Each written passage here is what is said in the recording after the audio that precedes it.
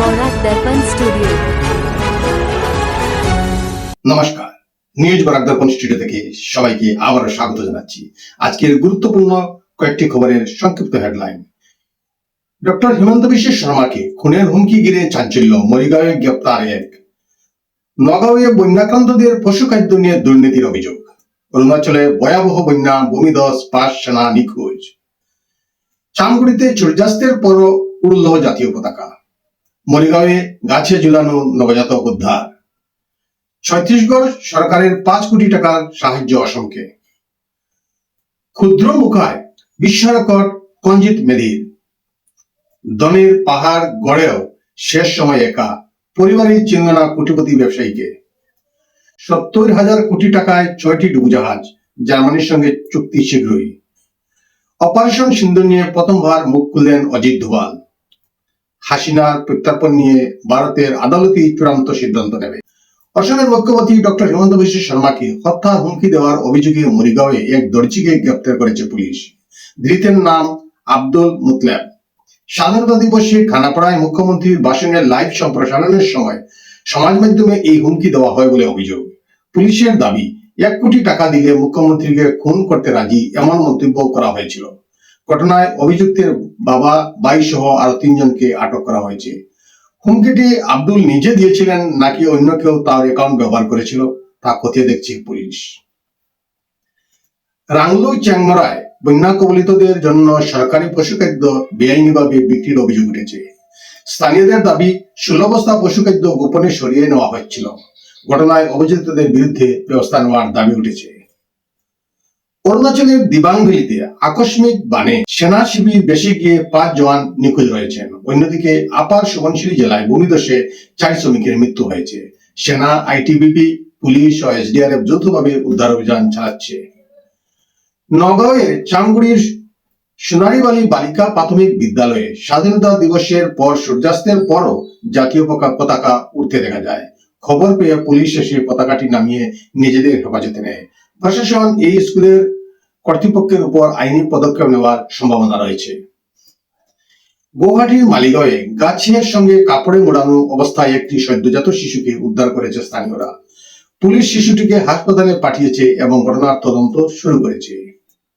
অসমে বন্যা কবলিত মানুষের ত্রাণ ও পুনর্বাসনের জন্য ছত্তিশগড় সরকার 5 কোটি টাকা আর্থিক সাহায্য দিয়েছে। মুখ্যমন্ত্রী বিষ্ণু দেবসাই ও বিধানসভার স্পিকার রমন সিং রাজভবনের রাজ্যপাল রমন ডেকার সঙ্গে সাক্ষাৎ করে সাহায্যের চেক তুলে দেন।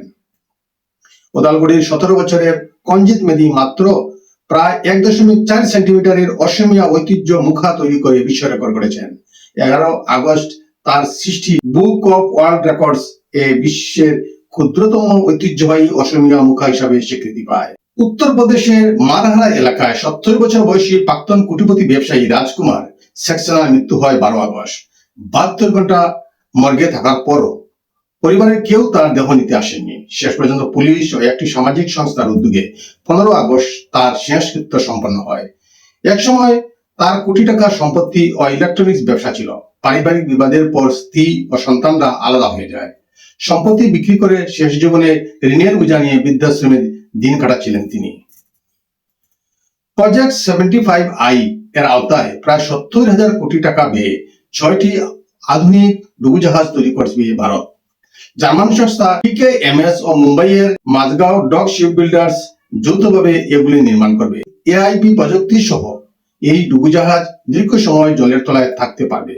আগামী সপ্তাহে কেন্দ্রীয় নিরাপত্তা বিষয়ক কমিটিতে প্রকল্পটির অনুমোদন নিতে পারে। জাতীয় নিরাপত্তা উপদেষ্টা অজিত ডোভাল অপারেশন সিন্দুর নিয়ে প্রথমবার মুখ খুললেন। তিনি জানান, প্রধানমন্ত্রী নরেন্দ্র মোদীর স্পষ্ট নির্দেশ ছিল, সন্ত্রাসবাদী যেই হোক বা যেখানেই থাকুক কাউকে রেহাই দেওয়া হবে না। ডিসকভারি চ্যানেলের তথ্যচিত্রে ডোভাল বলেন, ভারতের সহনশীলতাকে দুর্বলতা মনে করা উচিত নয়। দেশের সার্বভৌমত্ব রক্ষায় ভারত যে কোনো ঝুঁকি নিতে প্রস্তুত।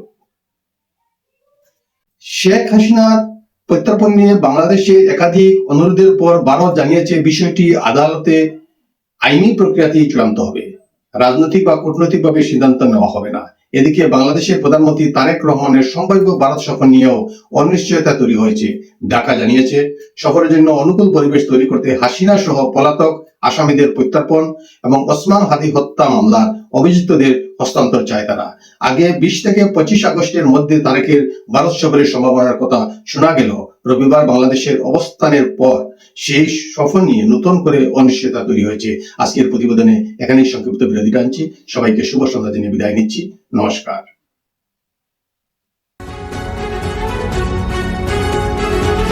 न्यूज बोरा दर्पण स्टूडियो।